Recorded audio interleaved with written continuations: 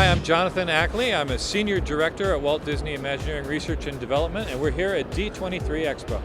So Jonathan, can you talk about your background in game development? I spent many years as a designer, producer, and developer at LucasArts Entertainment Company, which is now part of the Disney family, I'm happy to say. How has your background from LucasArts and other studios helped you with as a Walt Disney Imagineer? Well, Walt Disney Imagineering is all about unique ways of doing storytelling with new technology. And one of the great things about starting at LucasArts is we were doing games, adventure games in interactive fiction.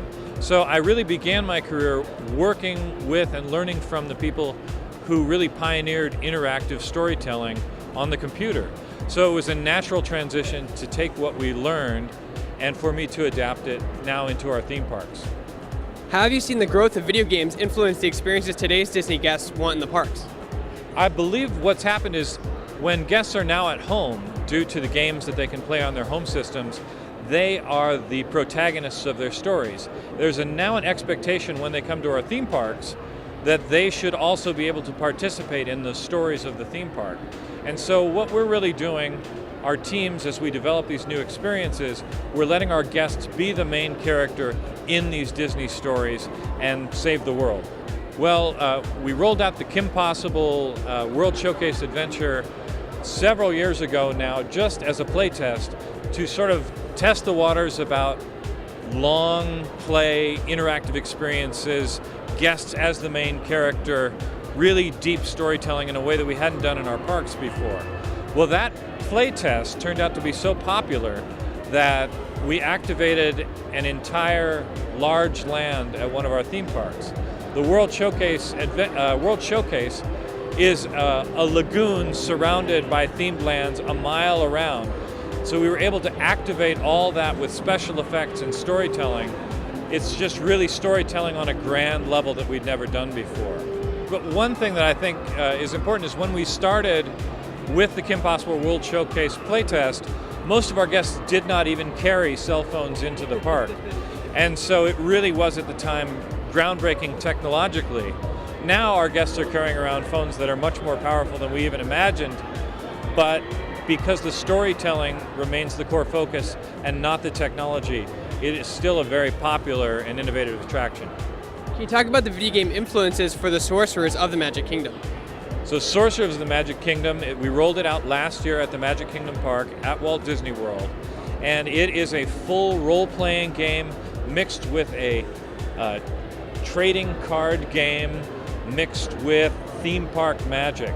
So it's guests are facing off against Hades, and Hades has decided that he's going to make the Magic Kingdom his summer home, because it gets so hot where he's from during the summer months. So he is recruiting the Disney villains to take over, and Merlin, the magician who looks over the Magic Kingdom Park and makes sure that everything is good there, is recruiting our guests to become apprentice sorcerers, and he gives them trading cards with spells on them, and then sends them to find mystic portals. The guests open the mystic portals, and by simply holding out the spell card in front of them, casts the spell on the villains. But what's a big twist on this is it is a full video game style role-playing game. Our guests become more and more powerful the more they play. We have a deck of over 70 trading cards now, each with a different spell, and each spell has different power levels that they can work up to. So if you were to play through all of the games with the different difficulty levels, it might take you 30 or 40 hours to complete the whole experience. And people do. And I think that's quite exciting and maybe unexpected for what we were looking at, that we can now create theme park experiences that drive people to play for weeks at a time. Now, how does that technology work? Well, imagine a video game system at home playing a very deep role-playing game with maybe 4 hours of gameplay content. Combine that with Disney Imagineering style special effects, and then a full trading card game like the kind that you buy in the card and comic book stores. Mash them all together and add a very high-tech,